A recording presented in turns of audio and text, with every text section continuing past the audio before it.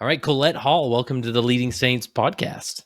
It's great to be here. Thank you so much. Yeah, and you've been listening to Leading Saints for a while now, or been familiar with it. Most recently, we connected at the Leading Saints Women's Retreat that we had in September of 2022. Maybe just tell the audience about that retreat, that experience, and good or bad. Let's get some feedback on whether people should consider it in the future.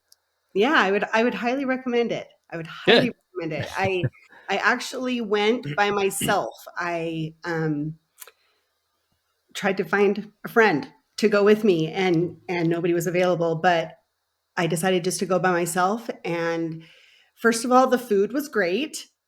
Like that is a high Yeah, requirement for it is. for a Yeah. retreat. You got to have good food. Yeah. So the food was great. The setting was awesome. And I feel like the content there was really, really valuable. And the opportunities to connect with other women who are leading in the church and in their community and in the family and at work, all of that was very powerful and inspiring. And then there were lots of opportunities for us to develop small group or one-on-one Yeah. relationships. And I think I like that the best. Yeah. Those, Cool. those built-in, very deliberate, intentional moments to connect with other people and learn from our peers. And that was powerful. Yeah. Well, it was so fun just to, even with sitting down with you and hearing your experience and things you're working on, and just you're currently the Stake Young Women's president. Is that right? In the presidency, first counselor. Oh, okay. First counselor. Gotcha. And what part of the world are you in? And Yeah, maybe we're unpack that. in northern Utah area in Syracuse. Lots of people don't know where that is. It's by Layton, and we're the Syracuse West Stake. And we actually just got split. We used to have 14 wards, Oh, wow. and they split us in half just very, very recently. And so Cool.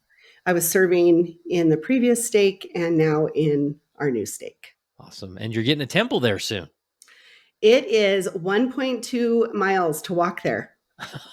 Oh, man, what a life. I've already charted it out because That's cool. I'll tell you, I went to Hawaii. We like to travel there, and my niece was doing baptisms, and so I was sitting outside the baptistry in Lae Hawaii Temple, and two kids rode up on their bicycles to the temple. Oh, yeah. They Nice. put their bikes down, went inside, took their shoes off to do baptisms for the dead, and I thought, what would it be like? What would it be Nice. like to ride your bike to do baptisms, Yeah. right? And so when they announced the Syracuse Temple, I thought, are you kidding me?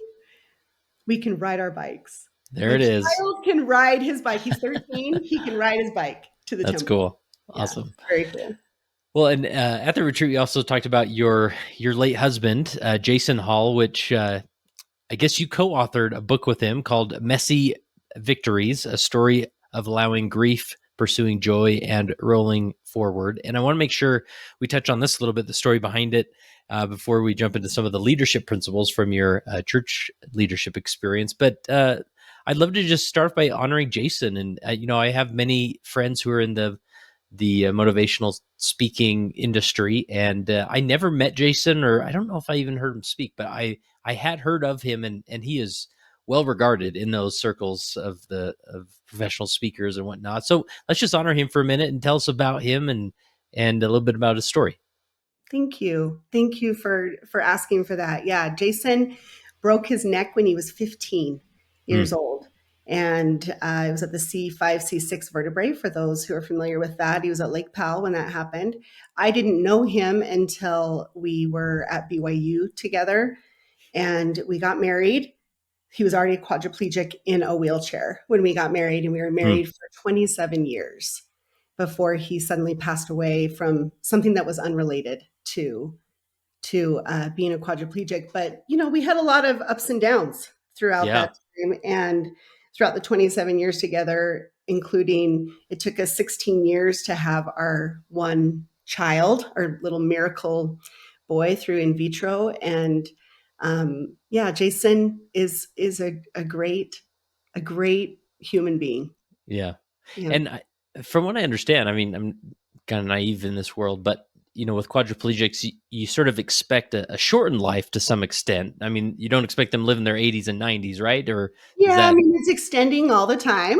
It's Yeah, extending all the that's time cool. because, care is much better, and so life expectancy is extending. But yeah, we weren't really thinking, he was going to be really old, but yeah, we had both been in a car accident a month earlier, and it had led to some complications that ended up taking his life suddenly one evening. Wow. Wow. Mhm. And he was in the middle of writing this book. Was he planning on just being he didn't have you weren't the co-author at the time, No, but I was not the co-author. He was a motivational speaker. He would speak to corporations, companies, things like that. And so he was basically writing like a leadership book for business. And when he passed away, I took over the project. And instead of having it just be his story, I decided to make it our story. And so the stories and principles that he spoke from and about, I intermingled those with my stories to teach different principles in each chapter of the book. And so it became our book instead yeah, of his. And so yeah, I kind of am laughing here on earth, and I'm sure he's rolling his eyes that I took over the project. that's great. And is there? I mean, so he started writing it as a sort of a business leadership book. Did the target audience change as you picked it up and started finishing it?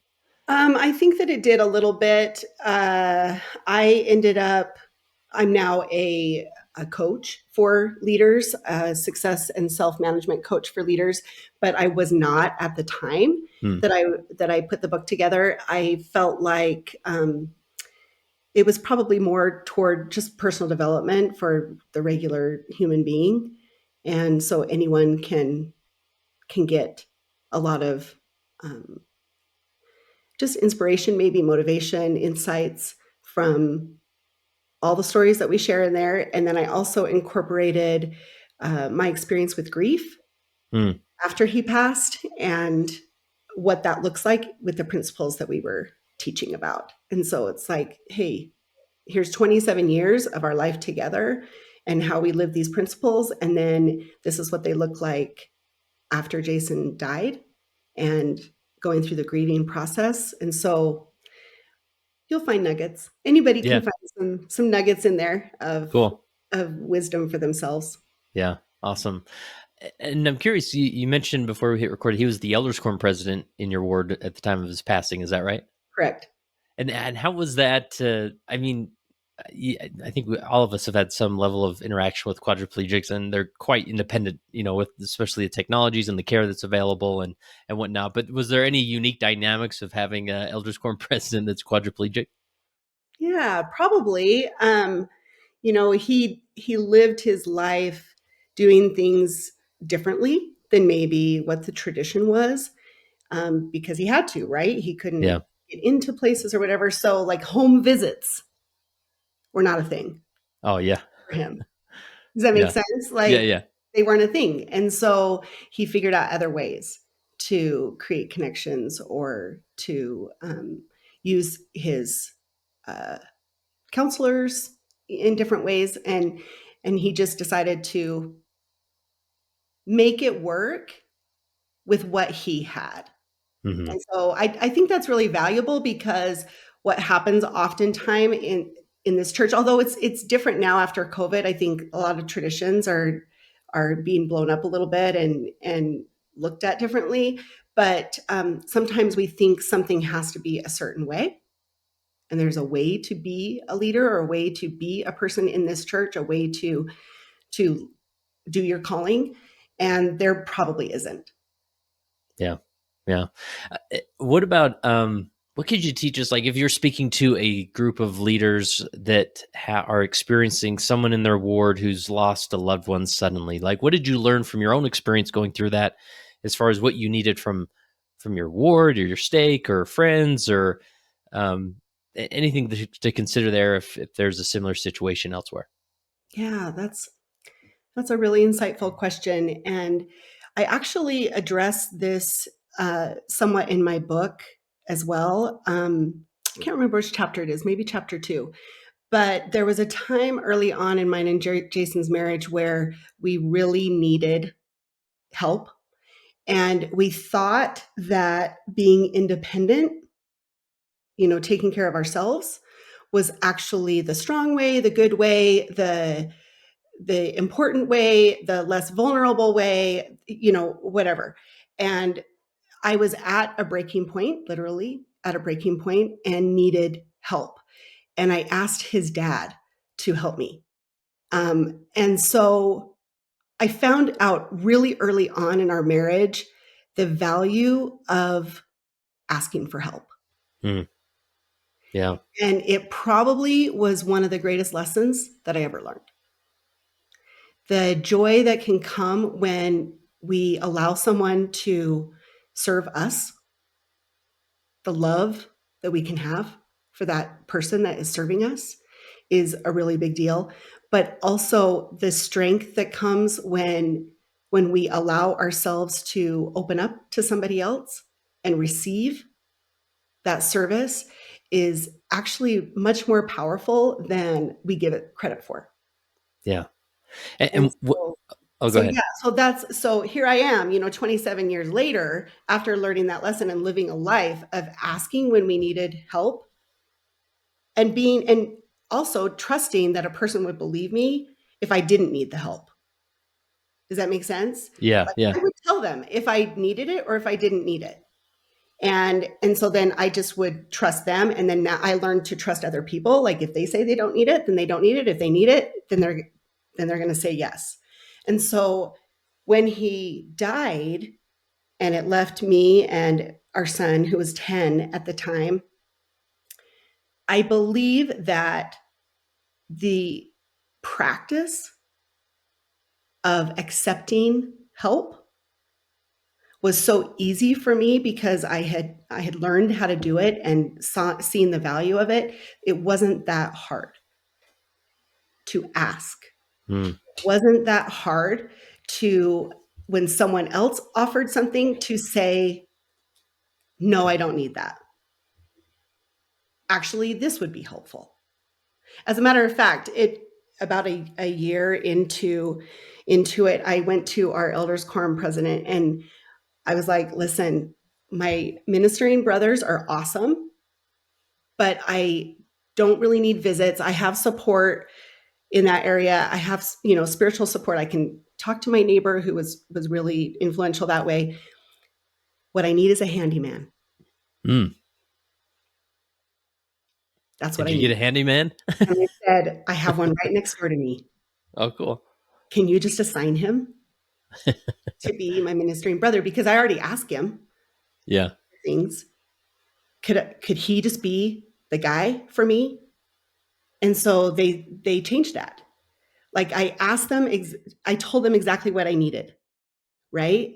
And then they honored that. And so, in the sense of asking for help, people we really resist this. Yeah. We Man, that's so really true. resist this. And women too. I mean, it's like here. Imagine this: like we are willing to serve, right?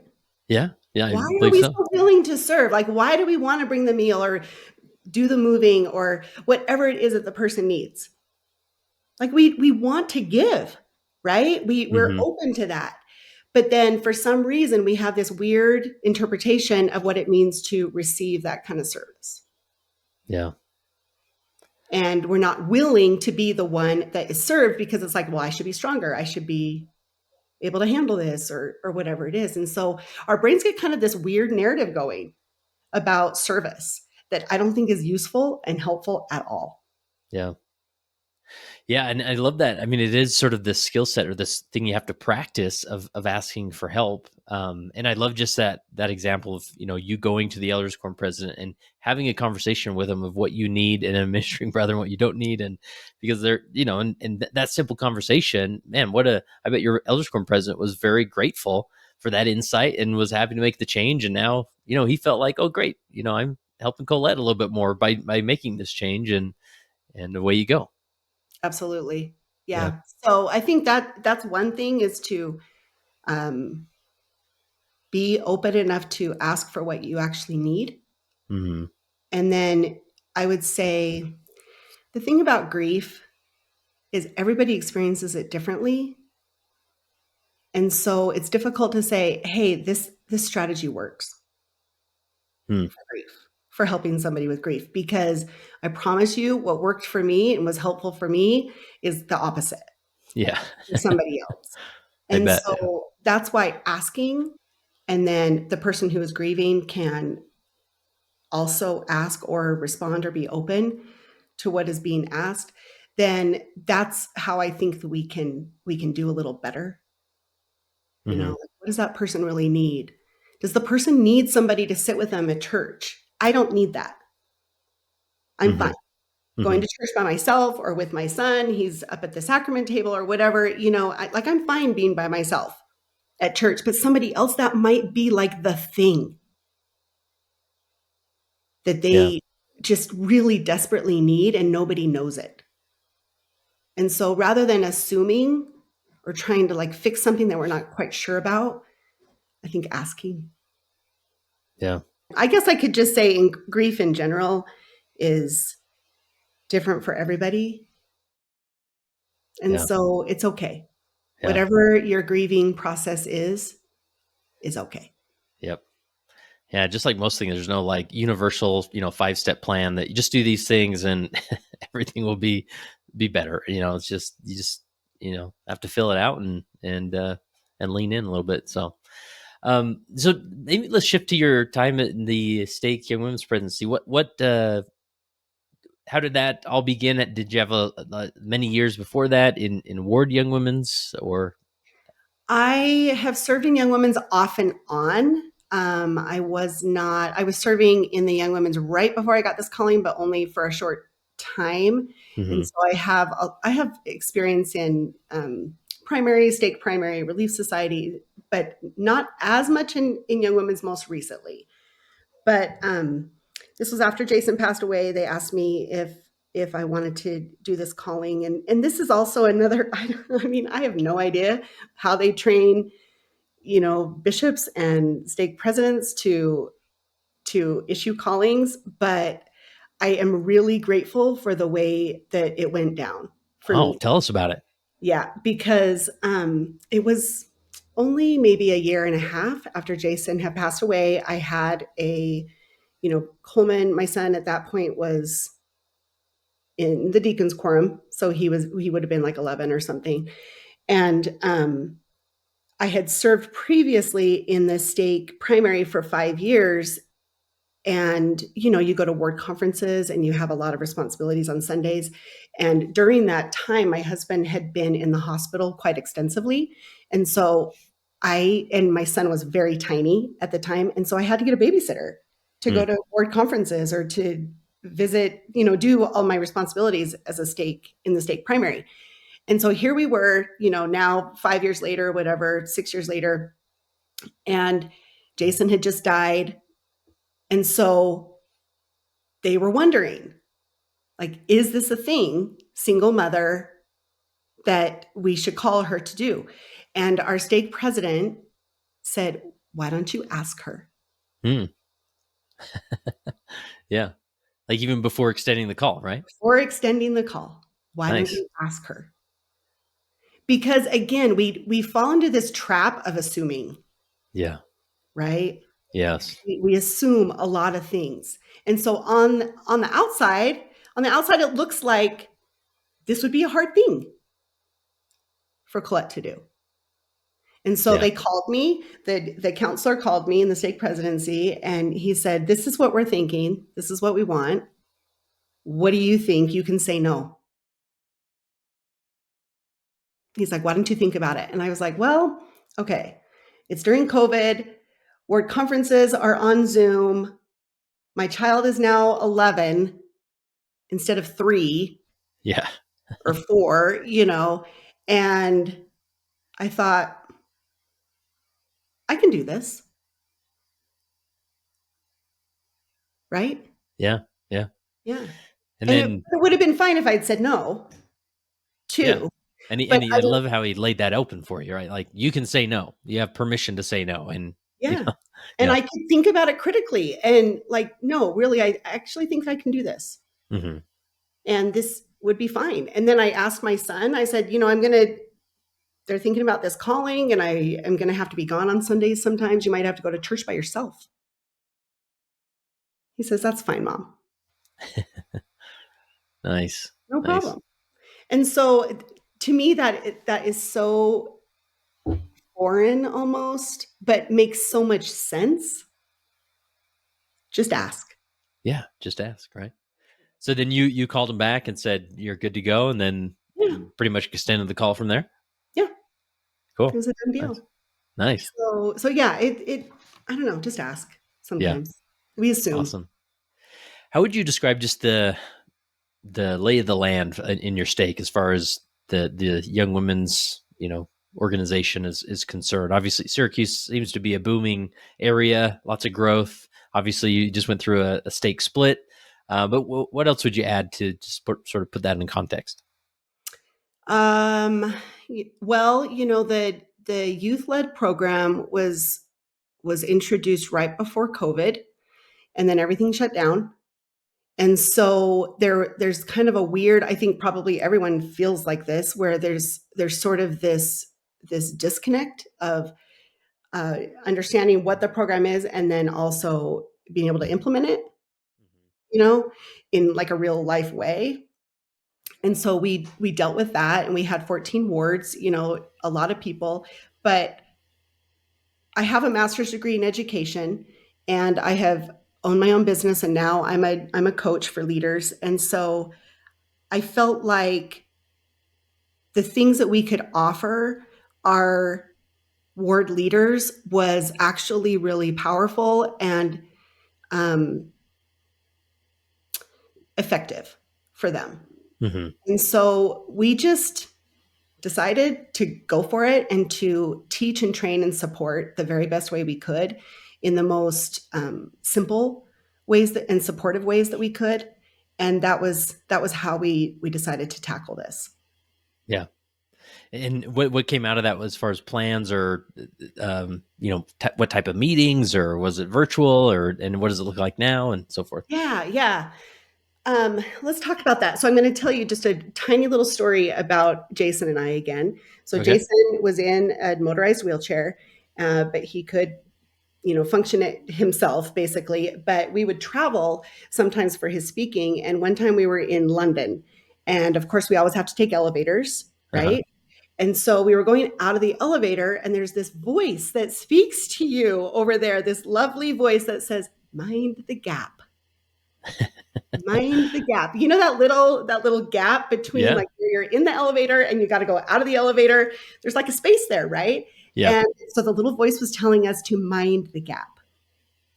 And I've thought about that so much with the youth led program and my job as a stake leader, because this minding the gap is, I think, the trouble spot for most leaders.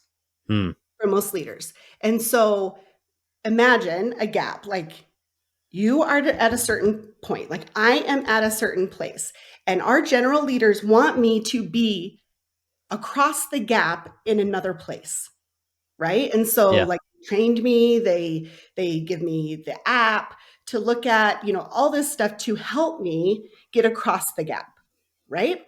But there's this gap from where I am and where they want me to be. And the same thing is true for us stake leaders to the adult leaders in the wards. There is a gap. Every single person has a gap from where they are to where like they want to be or where their leader wants them to be. And so think of that in terms of the youth. Every single one of them has a gap. Yeah. So they're at a certain point. As leaders, we want them to get to another point. And there's space in between that. There's space in between that. And so the goal really is to mind the gap for each of those individuals. And oftentimes we lead from one side of the gap or the other. So like let's say we're where they are on one side, and we think that they can't do the job, right?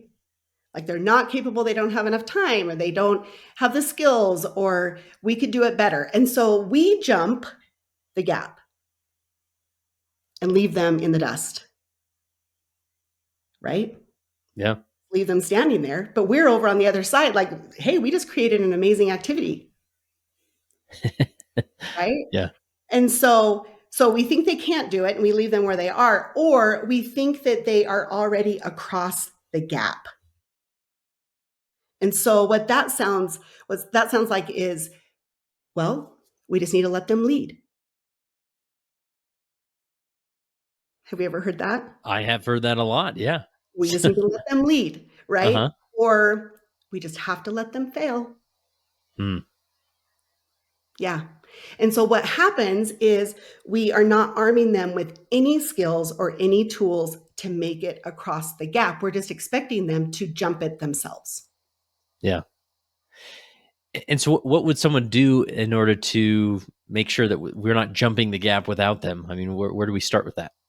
Yeah. So what I like to think about is asking ourselves some really particular questions, understanding where each of the youth are, and then in my case, where each of the ward adult leaders are, right? And what that gap looks like for them. So first we have to identify that everybody's gap looks different. Everybody's needs are going to be different. Okay. And so when we do that, then we want to say, okay, we would like them to get over here. I wonder what might be the most helpful in getting them from one side to the other. And so from a stake point of view, I like to look at it totally practical. Like, let's just not talk about vision, of, oh, it's so amazing that these youth can lead and let's let them do it. It's like, no, how in the heck? How? How? Right? Like, there's not enough how in my mind. And to me, that's my specialty. As an educator, as a coach, I'm really good at figuring out simple hows. And so we want the practical way. And so what I like saying to our leaders is, all right, ask the question, who is the mentor in this situation? So someone's giving a lesson, so they're trying to plan an activity, you're trying to minister to somebody. Who is the mentor?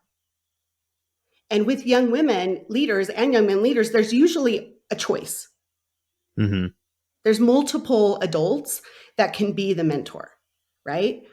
Or it could be an older girl, it could be whatever. So who is the mentor? We're identifying who it is, and then what is the best way to mentor in this situation? Yeah. In order to take a step into the gap. And then the next step, and then the next step. And so for youth, what that often looks like is they have a lack of skill in something, right? Mm-hmm. Like they have a lack of skill in leadership, or a lack of skill in teaching, a lack of skill in their social abilities, their spiritual, their emotional, but it's usually just a lack of skill. And skills can be taught. That's what mentors do, is they teach skills to help a person get to the next level. And so maybe they just don't know how to teach effectively, or they don't know how to delegate, or they don't know how to plan, or they need to learn. Mm-hmm. And so instead of just dropping them off on the one side of the cliff and saying, good luck on getting over here, go lead, what skills do each one need? And so some of these skills that they can start to develop, that's what we started paying attention to. So we said, all right, one of the best ways that we can support and help our ward leaders is to help them learn how to teach skills to their youth. Okay. Yeah. And so instead of just saying, hey, go teach the skills, go help them lead, help them become leaders, sometimes as adults, we don't have the skills. Yeah. Right. Yeah. Right. I mean, I went to a lot of college to learn how to be a teacher. And then we're asking youth go be a good teacher. And they have no training. And then you might have an adult who doesn't know how to teach them how to be a good teacher. Yeah. Right? And Yeah. so how can we help them gain the skills? And I found it really interesting because if you understand where each youth is, then you can help them with the next skill that they need. Like we had a situation in our stake where one cute 12-year-old or 13-year-old, they had planned an activity for the church Christmas party, and she went early and set the whole thing up. And the other girls come super excited. It's all set up. And she says, no, I got it. Right.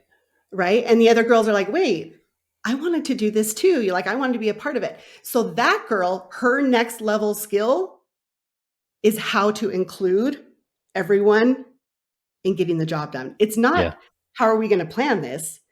It's how to minister and include everybody. Yeah. It's a next level skill. Right. And so as we try to help our adult leaders with the skills, one of the things we came up with was all of our meetings that we have, all of our training, anything that we do with presidencies, we invite all of the leaders, the adult leaders. So everything you do as a stake young women's presidency? Yeah. So like if we're training the new ward presidency, we invite all of their adult leaders. Oh, gotcha. Okay. Okay. Because they're all on the same team. They're all doing the same stuff. Yeah. Everybody gets the same message, and then they can move forward together of, how they're going to make it happen. So every time we meet, it's with all the adults. And most likely, if one of them is somebody in the presidency is released, they'll most likely pull from maybe some of the other adult leaders, and now they've had that experience, right? Yeah, and so that's one thing that we've done. And then another thing that some of the needs that we have seen is adult leaders don't necessarily know how to train a class presidency. I mean, it's on the app, but still how to actually train them is kind of challenging. And so we decided to come up with a class presidency training. And it focuses solely on the sample presidency meeting agenda that is on the app right now. And it takes a class presidency through a sample presidency meeting that it actually turns into a real presidency meeting where we stop and start and explain the different parts of that agenda. They go through the whole thing. They plan things. They look at the lessons coming up, all of that. And by the time they're done with their training, they've had a presidency meeting. And so we did that once for a ward where all 3 class presidencies were in the room, and we took them through the training. And then we decided to make a lesson plan and a little introductory video so that all of our new presidencies and the old ward presidencies can just use our training to train their youth. Oh, nice. Does that make sense? Yeah. And so we just send them the link of this little introductory video that we send them the lesson plan, and then they, in their wards, can train their own class presidencies. So for us, that is the support that we could give them instead of, hey, go train your class presidencies. It's like, if you need some help, this is how you do it, using the resources that are already in the app. And so we actually have that available for our Leading Saints listeners. Oh, cool. Yeah. So I have a special promo. Share all the things. That would be great.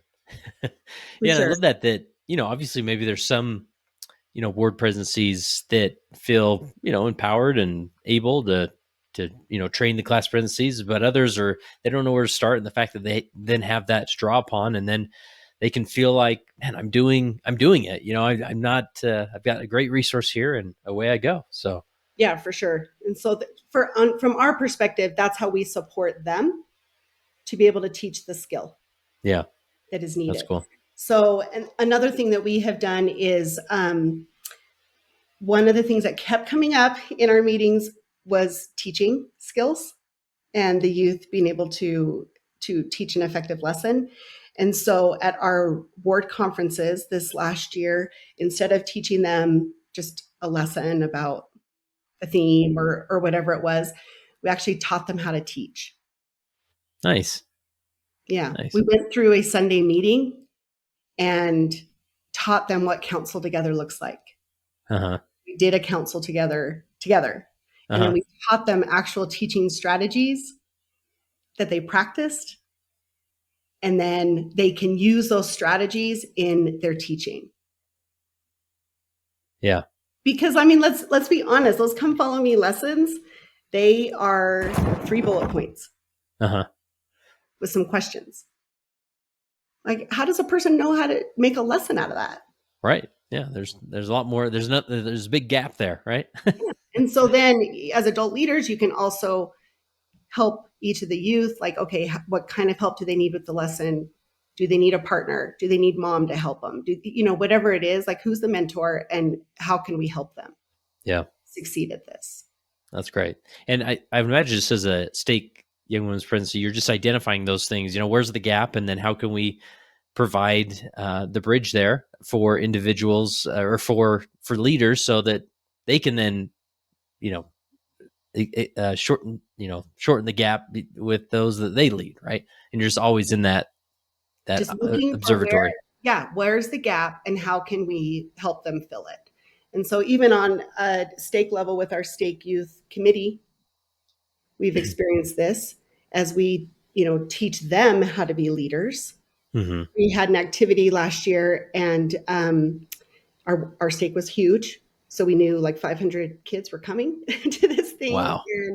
And they had planned it, but there was a lot of scrambling. People going to the store, 15 minutes before the activity. And there just was a lot of, what do I do next? And I'm not sure where to be. And how are we going to set this up? All of that. And I watched that and I was like, this is so interesting. We have a gap between this idea of what we think is planned and actually executing the event. Yeah. And so, I'm a problem solver. And so I started thinking, all right, how can we fill this gap? And I came up with something called the start to finish walkthrough. Hmm. And at our next meeting, we had another activity coming up. At our next meeting, I said, okay, we're going to learn how to do the start to finish walkthrough.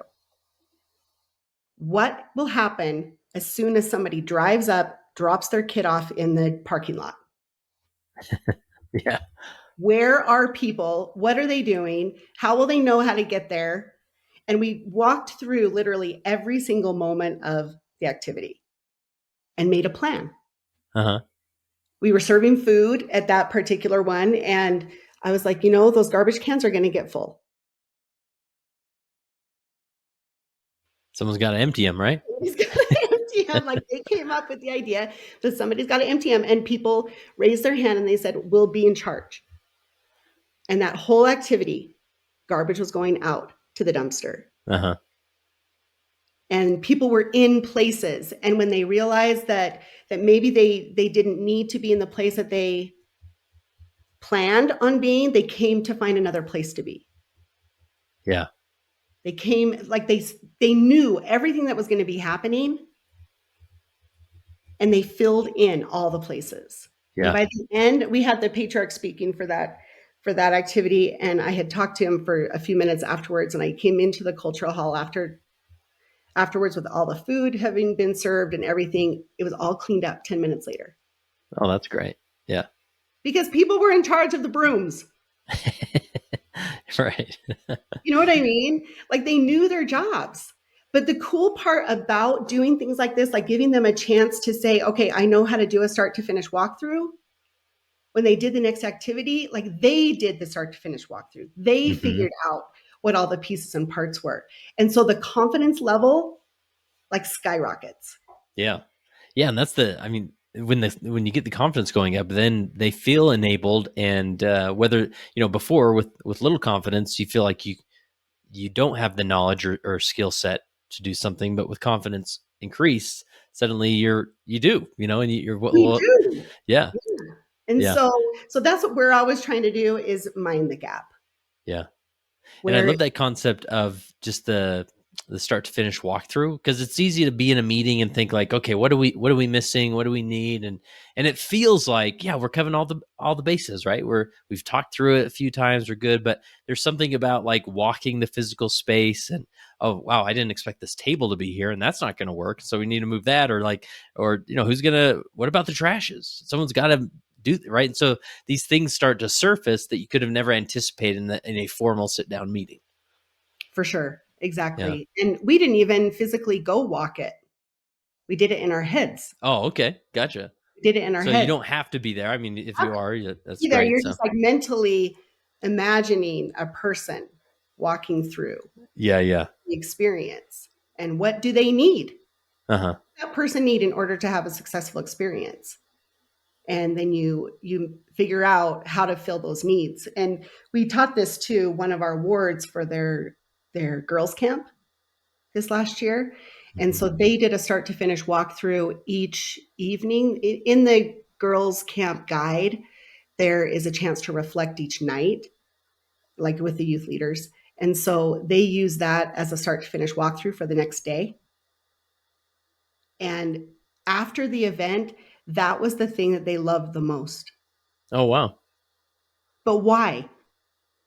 Why? It Why builds did they builds love? confidence, right? Because of the confidence. Yeah. 100%. They knew what they were doing. Yeah. They knew what Yeah. they were doing. And so then they feel great about what's going on. They solve problems as they come up. Right? Yeah. Yeah, it's powerful. Yeah, It's that is. powerful. And so helping them prepare to succeed instead of just thinking, well, you just have to let them fail. Yeah. Yeah, and really in a sense you're doing that, but you're doing it like in their heads before, and like, before they actually fell. They're failing, symbolically, I guess you could say, in the walkthrough rather than in the Yeah. actual event, right? Yeah. There's no fail. Yeah. There's Yeah, no that's really fail. powerful. And are there things that go wrong? Are there things that they maybe would change or do differently? Of course. Yeah. And that gets to be talked about. But you're not looking at it like, good luck. I hope you make it across that gap Yep. on your own, you know? Yeah. Yeah. Well, cool. Colette, what else before we wrap up here? Any other principle or concept that we haven't touched on that we want to make sure we cover? No, I think that's it. I think Okay.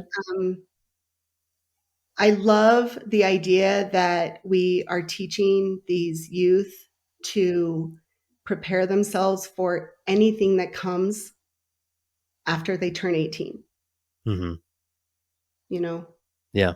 they're going to, whatever it is, a mission, a calling, a relationship, anything like that, they're getting ready for it, you know? And like a couple of the girls in our ward, I was thinking about them recently because one of them just started a business and she's only, 20 or something, but she started a business. She went to like hair school or something like that. She's got a business. Well, she can have skills Yeah. before she gets there. And that's what's happening is we're creating this environment to teach the skills, gain the confidence, and also increase their spirituality. We can purposefully help them focus on Jesus Christ, and they can take more ownership of that when they're taking ownership of other things instead of just being a passive receiver. They can take ownership of that, Yeah. and those are the things that we're sending them off with. It's powerful. Yeah, it is powerful. And I want to make sure if people do want to check out your book, Messy Victories, I assume, is it available on Amazon, or what's the best place to get that? Available on Amazon. Yeah, Okay. thank you. Nice. Yeah, you can just buy it there. And let's talk really quickly about the promo code that Oh, we yeah. have for all of the Leading Saints listeners. And also, it's on my website or in my Instagram bio, where if you go to the website and then click on resources and scroll down to church, because I normally am not a church leadership Right. coach. I'm a leadership coach, but just go to church and it's there. And then if you put the promo code SAINTS, then you get it for free. Nice. Even Yeah. better. Very good. Class presidency training. Good. Presidency training for Love anyone it. who needs that.